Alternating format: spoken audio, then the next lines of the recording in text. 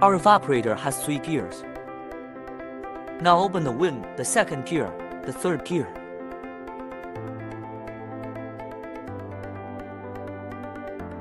Wind direction change.